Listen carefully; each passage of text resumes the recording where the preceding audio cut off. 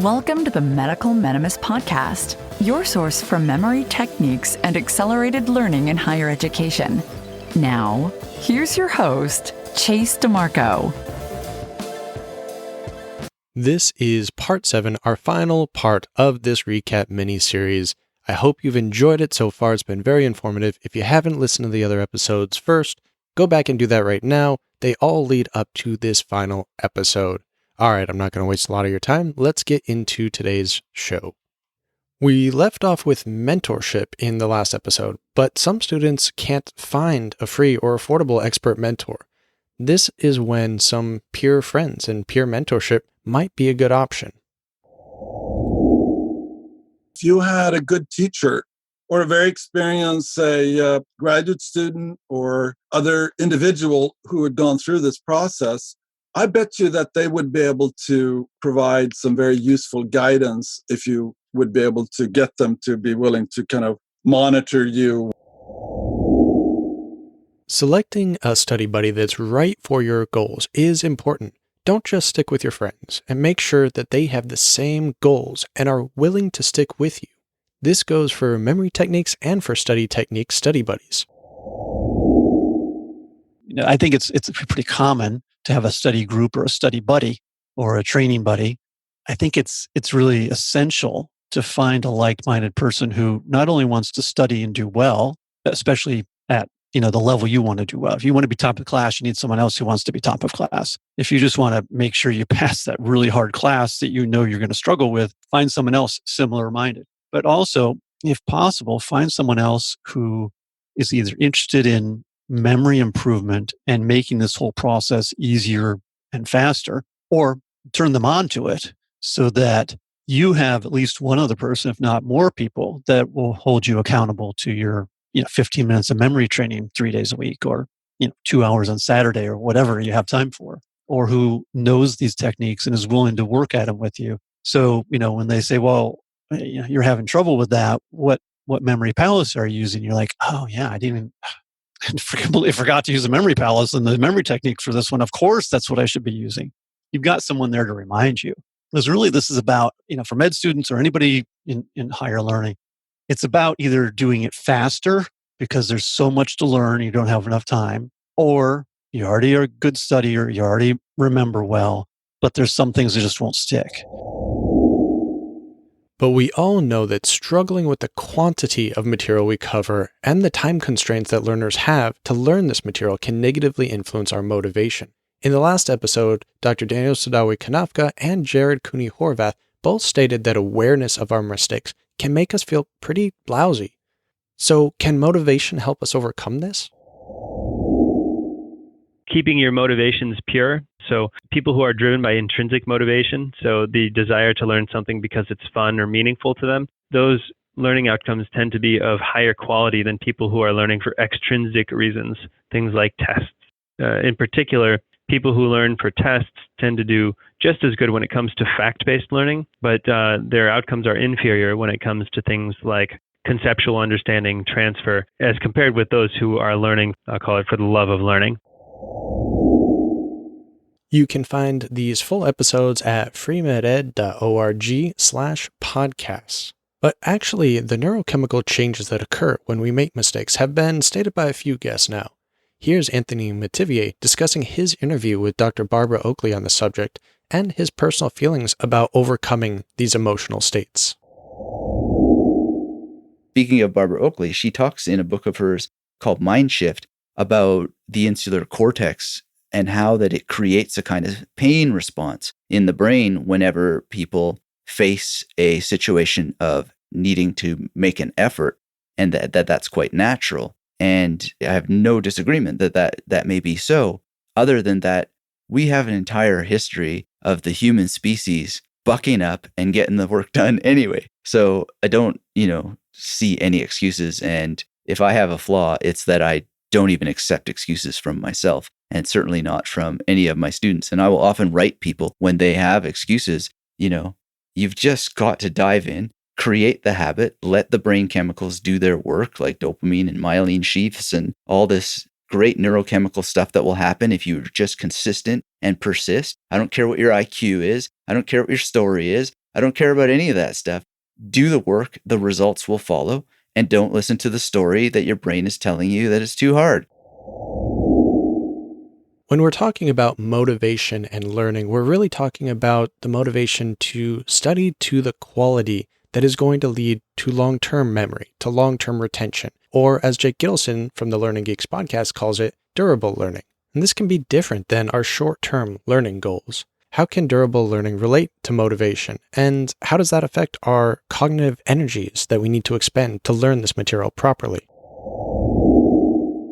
Durable learning is not a coined term that, we came up with. It's actually been out there for a while. I mean, at the end of the day, it's just learning that lasts and learning that sticks. That was our goal. So anybody, this actually applies to anybody. So you as a student or, especially in the medical space, right? It doesn't matter. It's how can you yourselves be a better learner? So there's various principles that at least we talk about, but I kind of wanted to just share some things of which, within your role and your specific, where you're at in your education space or educational level right now is what you can do, right? So for me personally, when I think of durable learning, and I think of me as trying to be a durable learner myself or a smart learner, that's what I like to think of it. Someone that knows how to learn, but wants to get better at it.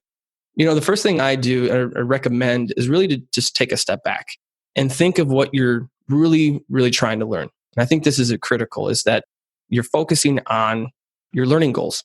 So in the context of higher education, this applies too. So, and it requires more effort on yourself. And I think that's the difference, mainly because you may be required to learn a particular subject, especially in a class you're enrolled into.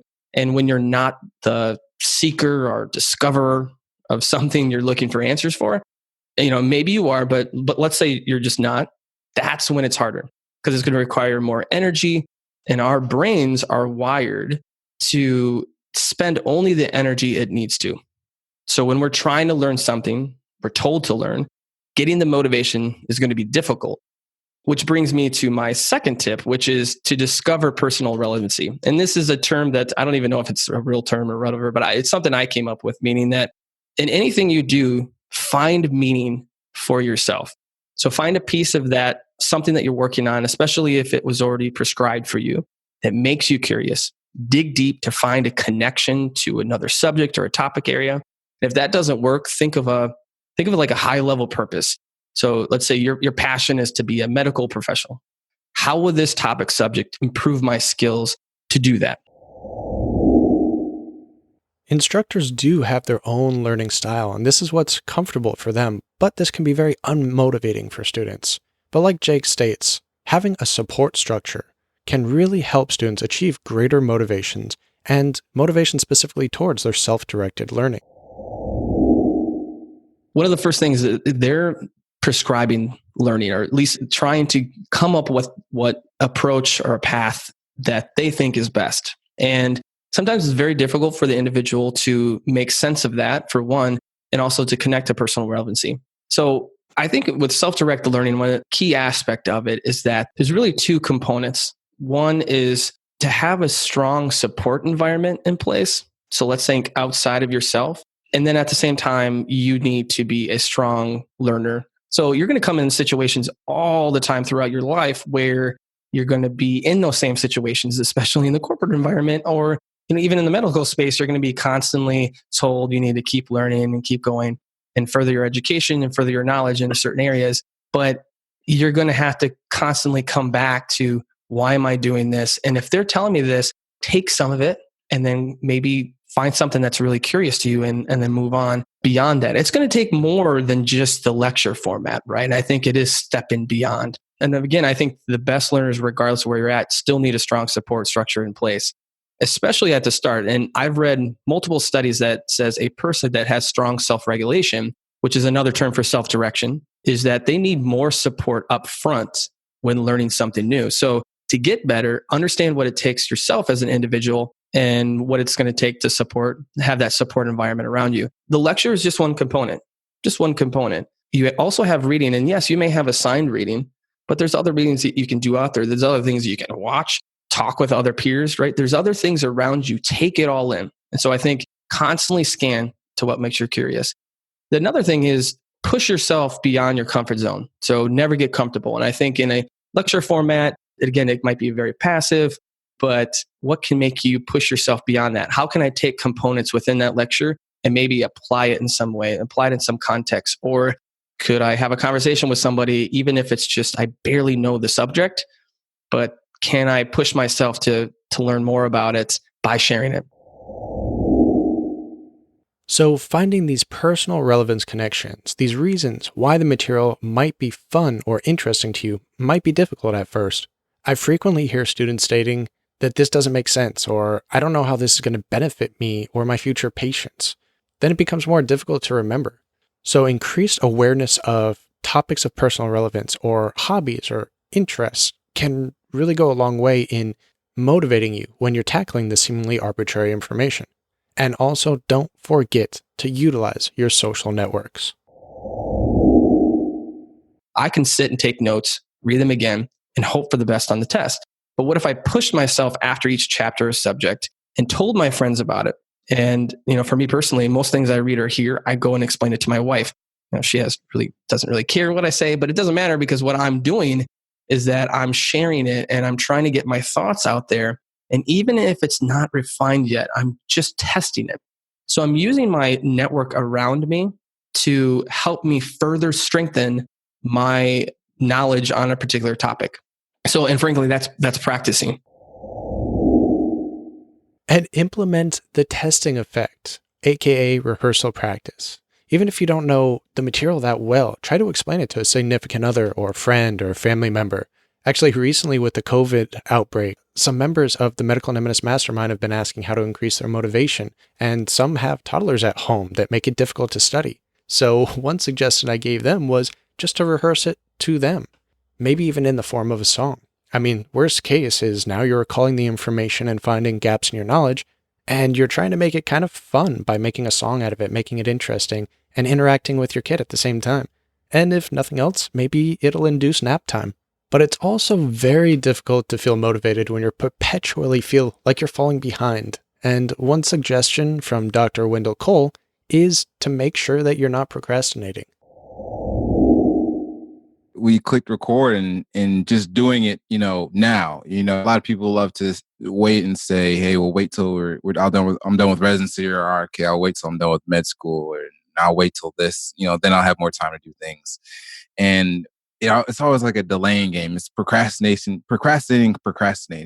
and you never get things done. So I've always just found a way to do things just by doing them now.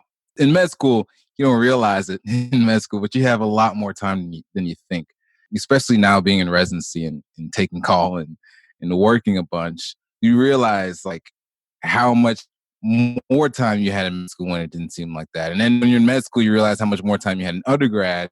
So it's always like another level of things. I figured out the 80-20 rule, right? There's a rule that says kind of 80% of your productivity is done by 20% of your activities. So if you figure out those 20% of things that you're doing that's giving you 80% of the output, you can focus in on those 20% of things instead of doing this 100% and only being somewhat effective. You have to just keep moving bit by bit and you'll make progress.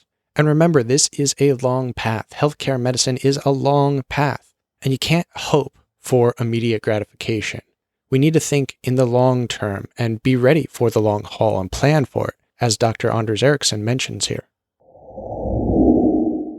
I know that some people have this wish that things is going to be immediate and stuff like that. And that's something that we documented here in our laboratory studies. These skills don't kind of just suddenly pop up out of nowhere. In fact, if you design the training correctly, you kind of really see where you're at and also have maybe even a sense here of how far from where you want to go you are, and make an estimate here of maybe how long you're going to have to sort of commit to training in order to get there. Pretty much even in high school, I refused this idea for history exams of actually trying to cram and study dates and stuff like that. I ended up actually going to the library and reading maybe a book or two about the same period. So now I could kind of read and try to understand all the things that were going on. And then on the test, it was almost like I could retrieve all the necessary knowledge based here on my kind of understanding of the historical things. And I think that's been a general principle of mine, knowing that I may have to spend 10 times as much time But if I try to understand why things are the way they are, I'm going to remember it much more easily. And it's also going to be much more easy for me to use that information later on, because once I understand it, it's something that I can now connect to other knowledge that I have. So for him, understanding the concepts was much more rewarding than trying to remember all these minuscule and separate facts. And this increased his intrinsic motivation to push forward. And he also sees the big picture. He's thinking about how to use this material practically later on, not simply what he needs to remember for the upcoming exam. What you really want to do is to help students become entrepreneurial, so they, in some ways, are developing the skills to be able to be good, not at basically just resuscitating the information that basically their teachers gave them, but in a sense here, developing individuals who are willing to think, and basically also having kind of a goal where, they can, be motivated here to kind of improve their performance, seeing that, not only will they feel good about doing well, but actually, especially as a doctor, if you can do something for your patients that would in some ways make the outcomes better for them just because it's you, I think that would be extremely rewarding and sort of really motivate me, if I was a doctor, to invest here and really trying to be doing a little bit better every year. So maybe by increasing our awareness of the future benefits of this material, we can shape our connections to the material and increase our personal relevance now. But intrinsic motivators are not the only ones that we can use to push through our studies. Loretta Bruning from the Inner Mammal Institute explains some neurochemical reasons for the use of extrinsic rewards to help memory and motivation. So our brain evolved to learn from rewards and pain. So that sounds like old information, 100 years ago, B.F. Skinner, but it's so empowering when you understand that your brain learns from rewards. If you get a cookie, then you learn whatever you did just before the cookie. This is an oversimplification because two things. One is, with the larger human cortex, we can focus on abstract rewards rather than primal rewards. But the other is that our brain myelinates from early experience.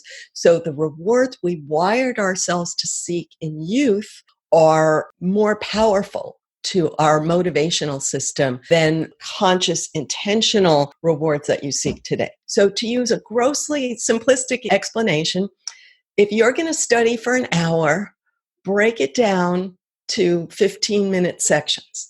If you're going to eat a cookie anyway, eat a quarter of the cookie after each of the 15-minute sections. So that's just a grossly oversimplified way of looking at it. If you can clarify before you start in your mind the abstract rewards that you expect to get, you're probably already doing that. It really helps to clarify the rewards you expect to get and give yourself a small reward of some sort or another, because then you're always going to be anticipating that reward and that's stimulating your dopamine. But again, the abstraction that this knowledge is rewarding to you because of what? I want to learn this, because when you want to learn something, that's the expectation of a reward, and that stimulates dopamine. Intrinsic rewards, as we know, are better, but when you put marathon pressure on yourself, you're really extending those intrinsic rewards more than natural role. Let's think about how they evolved to work.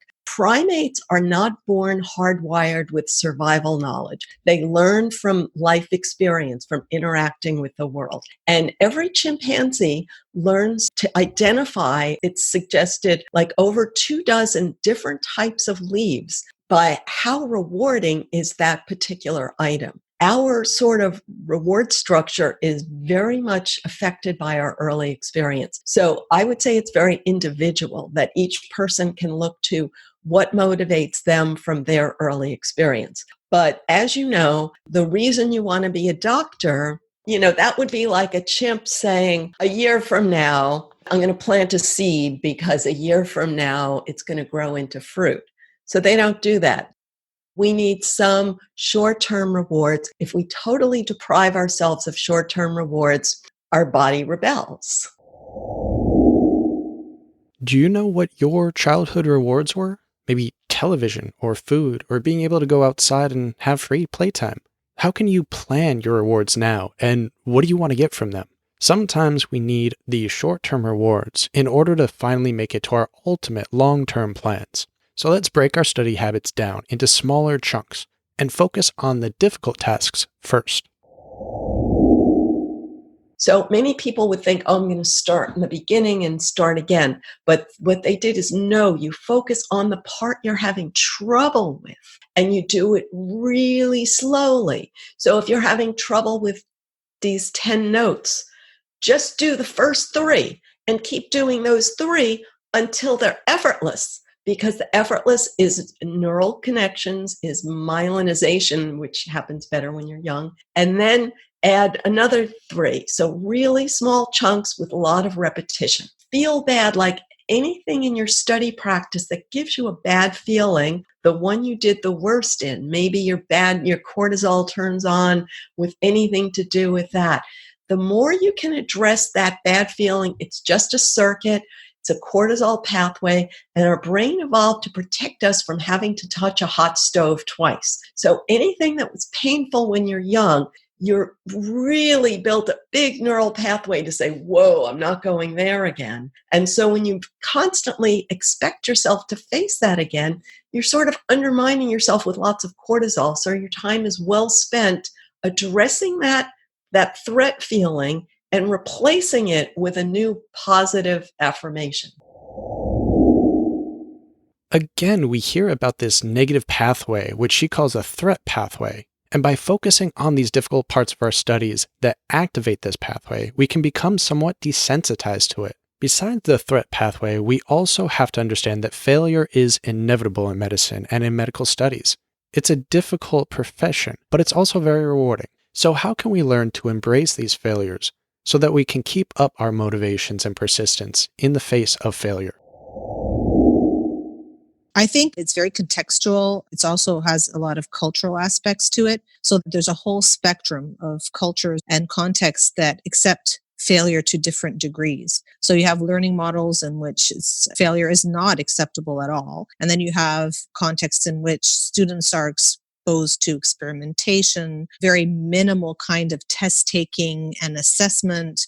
I was born and raised in Canada, and I never took an exam in primary school. There were no exams. For example, in Egypt, students take exams from grade 1. So it depends on what kind of mindset you have towards assessment, which builds into students this idea that they need to get the right answer in order to succeed. Embracing failure is a little different. I personally encourage my students to stop at the moment in which they feel that they failed at something and to question and to ask themselves, why this happened without judgment. And this is extremely difficult. It's not a natural process. Human beings are uncomfortable with failure, and they're uncomfortable with ambiguity, and they're uncomfortable with uncertainty. You have to train yourself and encourage students and often create experiences for them to experience failure in a safe space. So in a classroom where they can see other students failing at the same task and see how an instructor can coach them or facilitate the process so that they can succeed at what they previously failed at.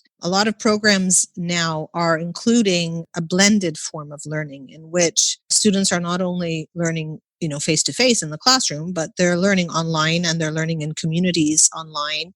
They're learning from each other online, but they're also learning in a self-paced or a self-directed format, whether through MOOCs, so massive online open courses, or through online courses that are just part of what their program offers. The challenge here is motivation, of course. So not all students are motivated enough to complete self-directed or self-paced learning modules. The design of these self-paced modules is critical so that the motivation is built in to the assessments, that's built into the engagement and the interactivity with the content, because for self-paced modules, usually there may not be a learning community. You may be learning independently, and motivation is a big challenge there. But if the content is rich enough and if the topic is selected in a way that the student feels the benefit of learning this outside the regular curriculum, I think students will do it. For example, there are a lot of open educational resources that students flock to in the tens of thousands, whether it's edX or Coursera or Udemy or, Microsoft, IBM, all sorts of offerings, whether they're from educational institutions or from corporate entities or whatever. I personally have learned a lot from open educational self-paced modules, whether self-directed or in a community of learners. So I think motivation is very important. The topic that they want to learn about. There are certain topics that really are best taught in face-to-face environment, and there are topics that lend themselves to self-paced learning.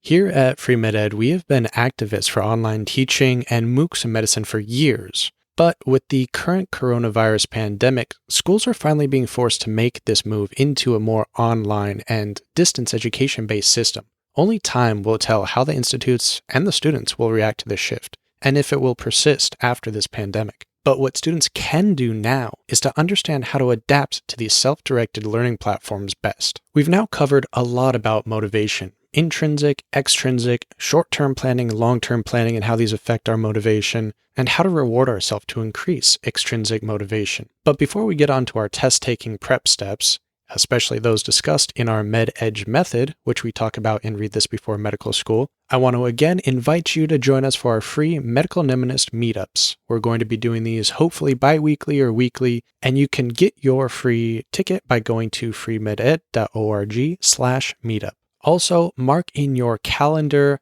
set a reminder, set something to remind you a week or two beforehand too to update it. But the Online Medical Education Summit currently is being planned for this May 30th, which is a Saturday. So mark a reminder and we'll try to update you through this and through our social media links as well. But that's going to be our free medical summit, medical expo, where you can come and chat with great physician entrepreneurs, physician educators, and the top medical education companies in existence. More information will follow on the event page, which is freemed.org/OMES. Of course, if you have any questions, you can reach out to FreeMedEd or the Medical Mnemonist on just about every social media platform. You can also email us, medicalmnemonist@gmail.com, with any questions or concerns you might have. All right, here are the thoughts from a few of our experts on question banks.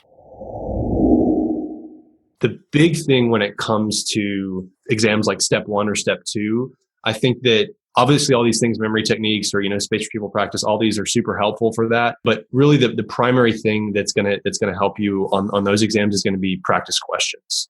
I am a big proponent of questions. I think questions test your knowledge. I think questions let you know if you actually know the subject or not. And then sometimes I'm actually a proponent of doing questions before you read the material. A lot of people had issues. Oh, well, how do I study such information in this time? Like I just need to be in the library for 10 hours every night and have a set schedule, but also not a set schedule because things happen. You never always stick to your schedule 100% of the time. Things are going to come up when you're in med school. Things are going to come up when you're in residency. You never know what can happen. Things never always go as planned. Try to have some type of idea what you want to get accomplished.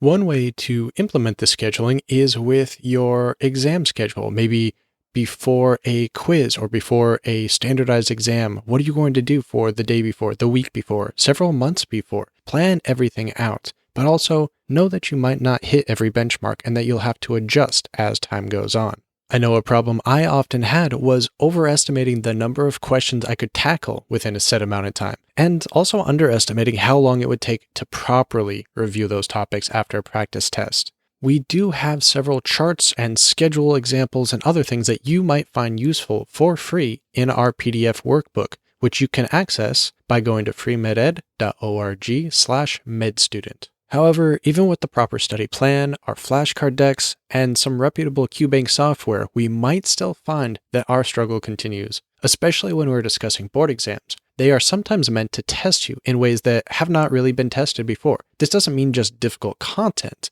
but working your cognitive abilities in more strenuous manners than they're used to. It's crazy to think that all doctors and med students have the same flat level of high all the different subsets for cognitive constitution. But it's for that med student or doctor who feels like they're making too many unforced errors. They're missing too many questions they should not miss, not based on what they should know, but actually based on what they do know. I think one of the issues with the way the USMLEs, the complexes, the specialty boards have all evolved is this old idea that the higher the IQ, the higher the working memory. Test taking issues start with working memory.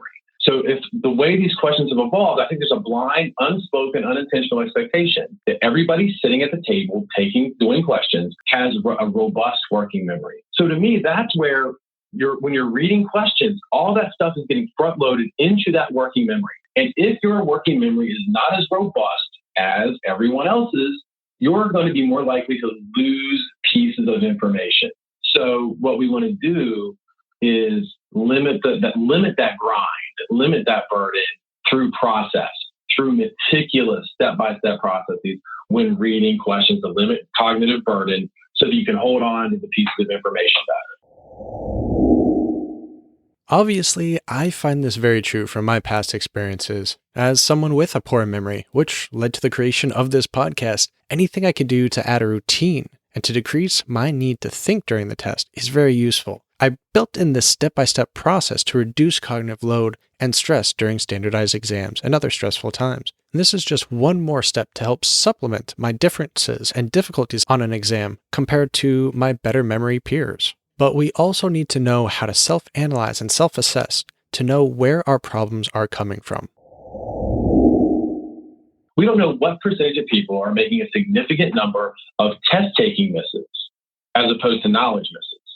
Because that's one of the things we're teaching people in the class and in the workshop is you do your set of questions, however many you do, and then you're analyzing them after the fact and putting them into those two categories. A knowledge miss is a knowledge miss. That's getting into knowledge consolidation, access, retrieval, application. That gets into the stat med class stuff, of which we can talk about memory palaces and whatnot. That's a knowledge miss. That's all pre-test stuff.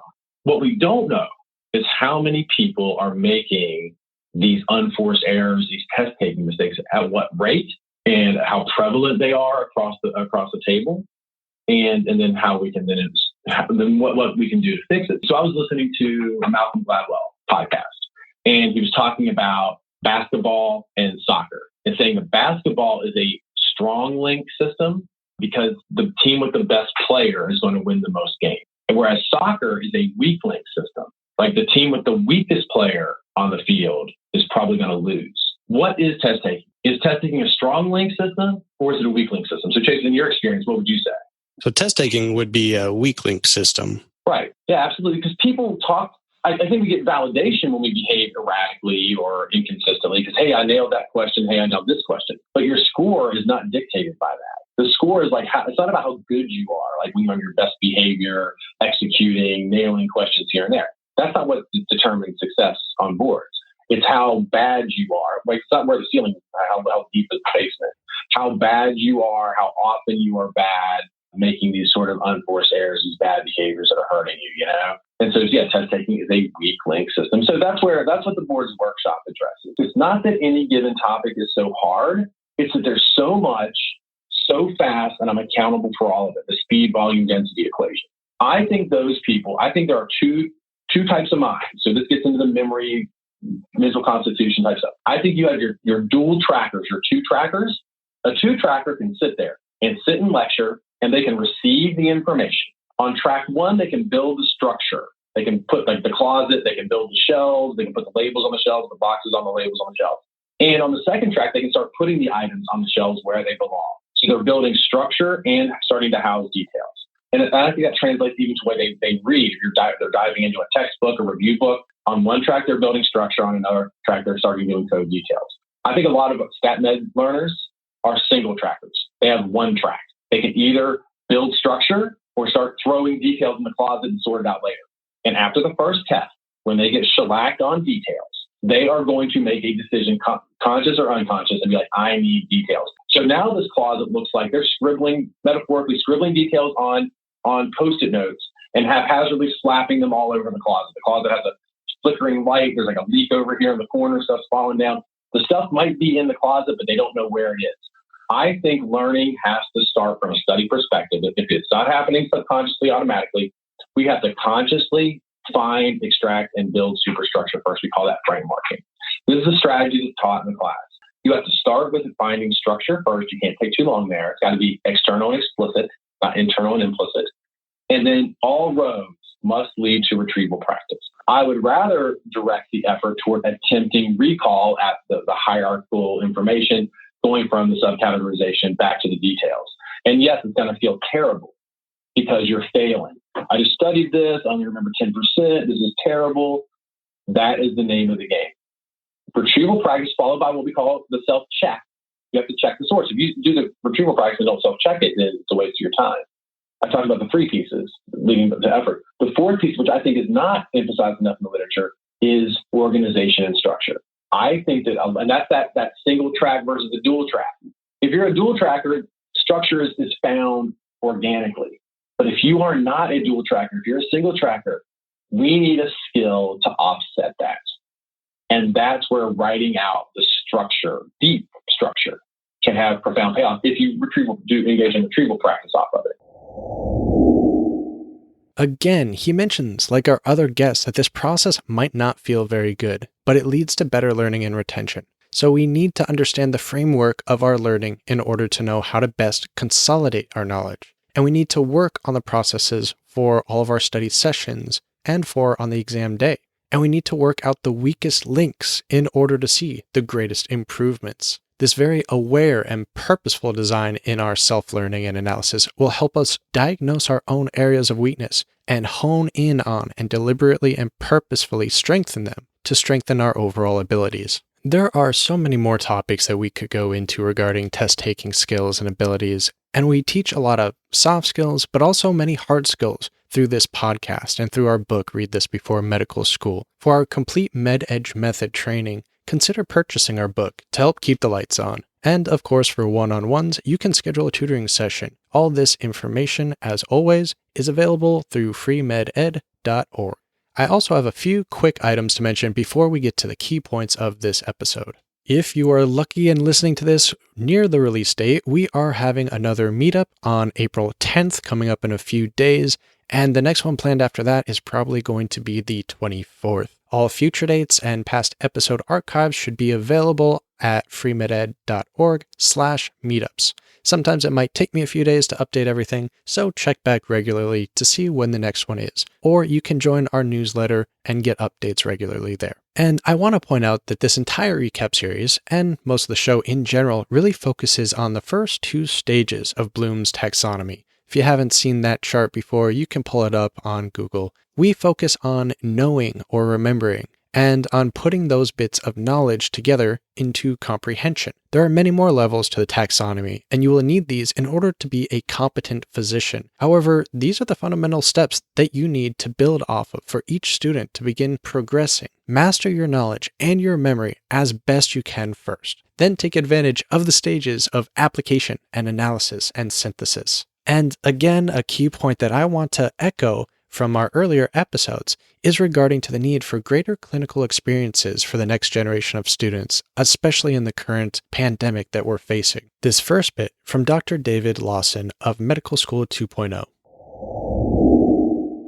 Instead of all the travels, I wish I spent a little bit of that free time shadowing people doing what I wanted to do. So I can really get a clear picture of a perfect day 10 years in the future, and then reverse engineer how I would arrive there. And also from Dr. Hoda Mostafa. Also, things like apprenticeship. These are safe spaces. In surgical training, in medical training, internships and fellowships are spaces in which there's a very minimal margin for failure, but at the same time, you are learning things with the apprenticeship model, with the mentorship of someone more experienced than yourself, which gives you the safety in which if you are going to fail, there will be someone there to assist you in correcting this failure very quickly. These views really coincide with our past discussions about mentorship, the need for more mentorship and how to achieve it. And though we're specifically talking about clinical mentorship in these instances, we need it in all areas of medical education. Don't forget to go to find a rotation on social media in order to follow our sister organization as it grows and develops in this clinical education field. And one last teaser before we get to the key takeaways. Here's a last-minute tip from Brad Zupp to finish up our interviews and end off this episode. My thought process is I always have time for what I do first. So what's the most important thing to accomplish? I mean, within reason, you got to get up, got to have breakfast, but a lot of times I'll go for a run, or a lot of times, there's that email I've got to respond to. And that's the first thing. That's the important thing. That's what I'll do first. Or, a student might go, okay, well, what can I do to work on my work? A lot of people just work in their jobs or their studies. Some people work on their jobs or their studies and then work in their jobs. And that's what I recommend is take whatever that is, how much you can spare. Is it 15 minutes over breakfast to work on what you're going to work in? All right, and now our key takeaways. First, I want you to understand that study groups are difficult, but a good study buddy can really make a huge difference in your study success. They can also act as that social support network that has been discussed in past episodes to help improve your motivation, especially during trying times. Another is that we can also improve our study motivation through a mixture of both intrinsic and extrinsic rewards. By finding personal relevance, ways to relate to the material, and breaking everything down into smaller chunks, we can really strive forward and persist. Also, understanding exam-specific tools, cue banks, and methods can decrease our cognitive load and better prepare you for test day. Just as our undergrad study habits may not have worked so well in grad school, your normal day-to-day study methods and materials might not work as well for standardized exams. Find the right materials that are for you. Make a plan, use a process, whether it be the med-edge method or something similar that'll decrease your cognitive load and smash your exams. So I hope you've enjoyed this 7-part recap. It's been a lot of fun to make, very, very trying, but very, very useful and valuable, both for me and I hope for you. Stay tuned for more great content to come on flashcard techniques, exam prep, memory skills, and much more. And remember, stay away from social comparisons. It'll do nothing but drive you nuts, and everyone else's failures and successes have no relation to yours. Just focus on your studies, compete with yourself, and better yourself. Study smarter, be well, and show your grit. You got this.